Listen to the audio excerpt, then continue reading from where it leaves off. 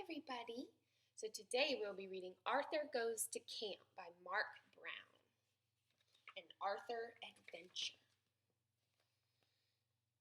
I'm not going, said Arthur.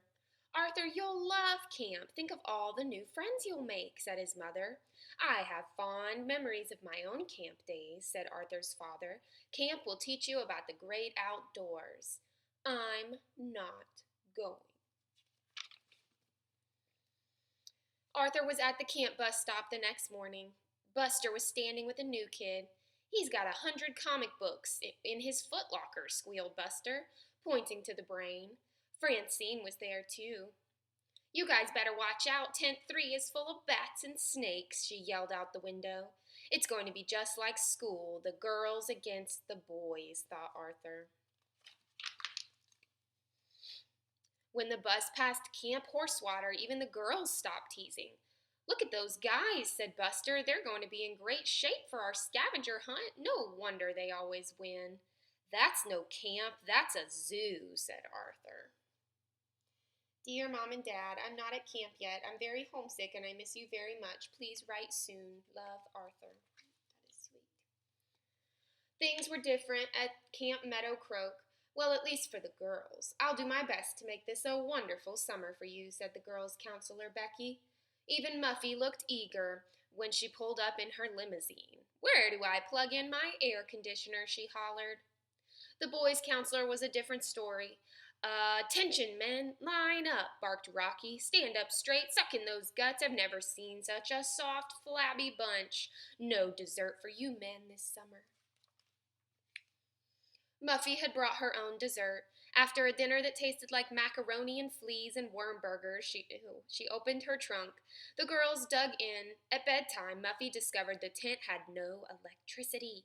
How will I brush my teeth? She moaned.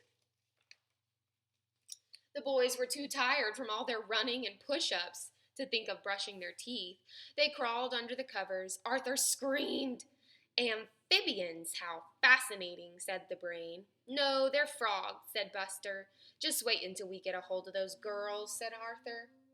Dear Mom and Dad, camp is terrible, just like I thought. The food is bad. I'm still very homesick. Please come and get me, said Love, Arthur. Let's see you do the dead man's float, Buster.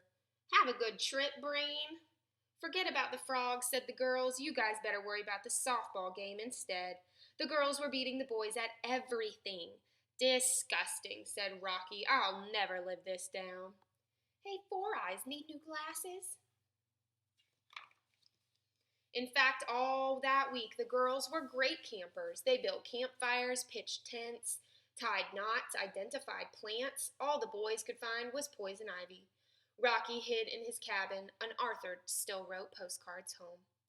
Dear Mom and Dad, I miss you, and I cried when I read your letter. When are you coming to get me? Camp is gross. Love, Arthur.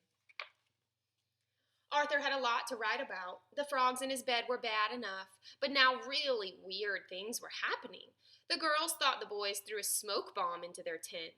The boys thought the girls took all their clothes. But one night, everybody heard strange noises and footsteps in the woods. It had to be someone else. Dear Mom and Dad, this place gives me the creeps. I've got to get out of here. Love, Arthur. Everyone was too scared to tell ghost stories. We have to do something, said the brain. Let's stand watch tonight and figure out what's going on. Woo, grr, woo. So that's it. Camp Horsewater, whispered Buster. They've been trying to scare us all along. Don't worry, we'll fix them tomorrow at the scavenger hunt, said the brain. I've got a plan, but we'll need the girls' help. Arthur had a plan, too. He decided to run away. Dear Mom and Dad, I decided not to wait for you to come and get me. I think I can remember how to get home. Love, Arthur. Welcome to the annual Meadow Croak Horsewater Scavenger Hunt. The next morning, Becky read the list of things to find. It says frog, oak leaf, balloon, sunglasses, sneaker, banana, alarm clock, flashlight. And be back at sunset, she said. The brain nudged Francine. Time for phase 1 of the plan, he whispered. Watch out for bears. The woods are full of them, she yelled to the Horsewater kids. They just laughed. Nobody noticed Arthur sneaking away. Everybody was in the woods looking for things. Strange noises started coming from the bushes. Suddenly, a huge furry animal burst from the underbrush. "A bear!" hollered Muffy and Buster and Francine, trying not to giggle. When the Meadow Croak team started hunting again, the bear helped too. "How can you wear this coat, Muffy?" the brain's voice floated out from the fur. "It's so hot." "It's never too hot for Mink," Muffy grinned. "Our plan really worked, but we still haven't found a flashlight. And has anyone seen Arthur?" said Buster.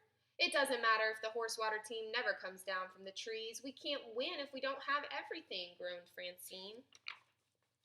Meanwhile, it was getting dark and Arthur was lost. He heard strange noises. Were they footsteps? Arthur reached into his backpack for his flashlight. He snapped it on. A flashlight! We won! 3 cheers for Arthur. "Dear Mom and Dad, the scavenger hunt was great. Camp is great. I want to come back next year. Love, Arthur." And that is the end. That was Arthur Goes to Camp by Marc Brown and Arthur Adventure. I hope you enjoyed that story, and I hope you have a great rest of your day.